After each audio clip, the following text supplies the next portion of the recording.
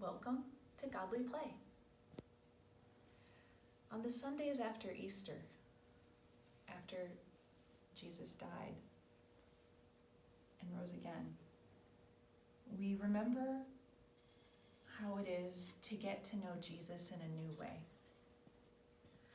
On the first day of knowing Jesus in a new way, 3 women went to the tomb: Mary, mother of Jesus, Mary, mother of James, and Mary Magdalene. Mary Magdalene was not a mother, but she was a very good friend. And they looked in the tomb, and Jesus was gone.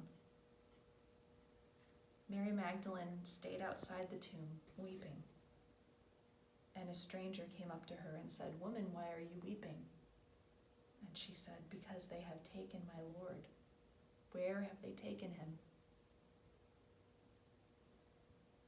And the stranger said, "Mary." And when she heard him say her name, she knew it was Jesus.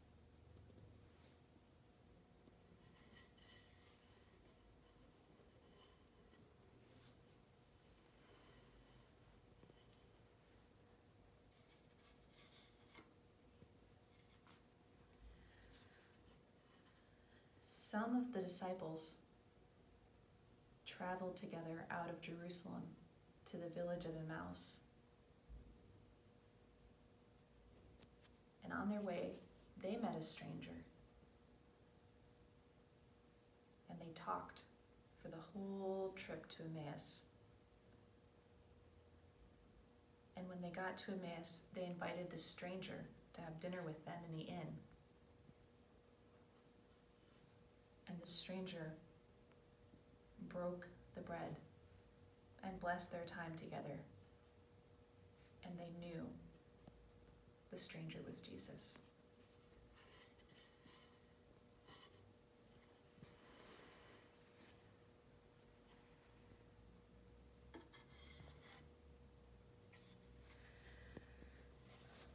A little while after that, the disciples were hiding together in the upper room.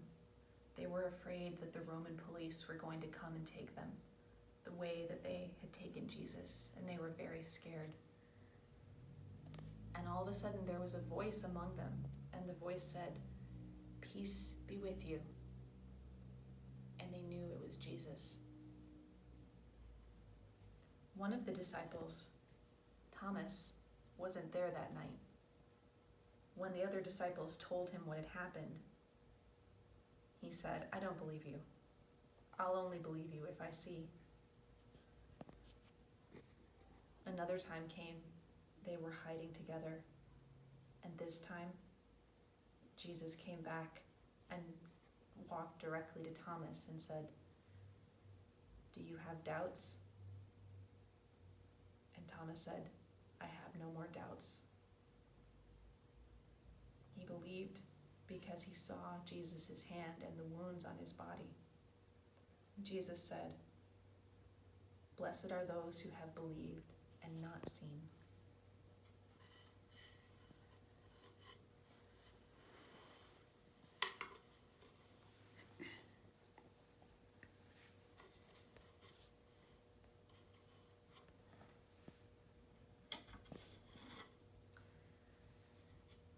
The disciples gathered together and went north to Galilee. Many of them were from Galilee, and it was their home. They had grown up fishermen.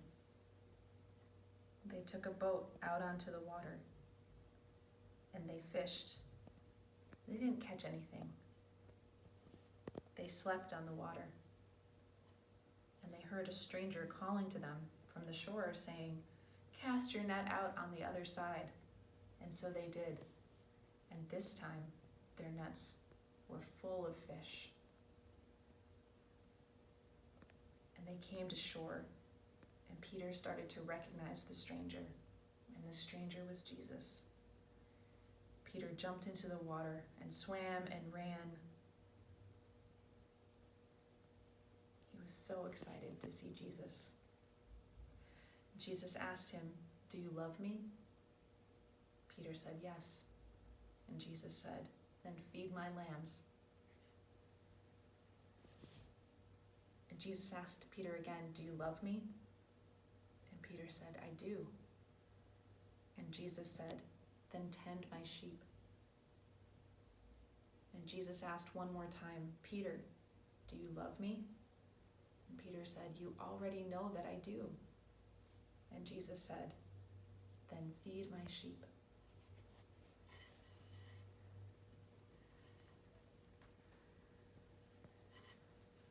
The disciples left Galilee and went to the mountains to meet Jesus. And Jesus was already there.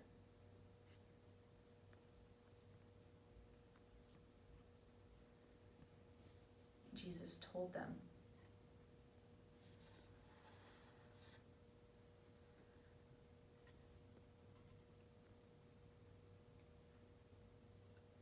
"I am God on earth. Power and authority have been given to me." And the disciples didn't know what that meant. Then Jesus said something that they did understand, but that they didn't want to hear. Jesus told them, "Go everywhere. Tell my story, even this part. Teach people how to be good disciples. Teach them the story so that they can become a part of the story. Baptize them in the name of God, the Son, and the Holy Spirit." The disciples were a little upset. That sounded like a lot to do. How could they take on all of that work? But then they heard Jesus say, "I am always with you until the end of the age." And then Jesus was gone, and they got up and they started going back to Jerusalem. They knew that they had been followers and now they had to be leaders. They had been sheep and now they had to become shepherds.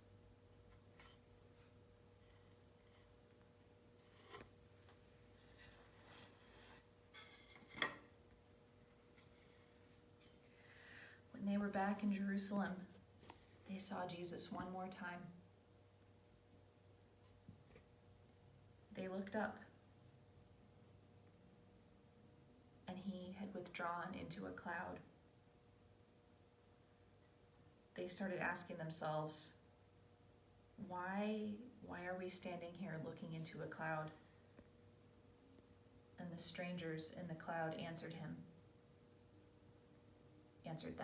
and said, "Jesus is gone, as you have known him." And they felt like something had changed. And now they knew they had to wait. They had to wait for the Holy Spirit that was coming. They waited and waited. How long would they have to wait?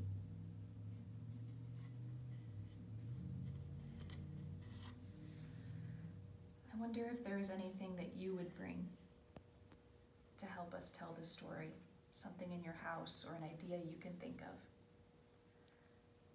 It's okay if you don't have anything to bring right now. You will still be part of this story we are creating.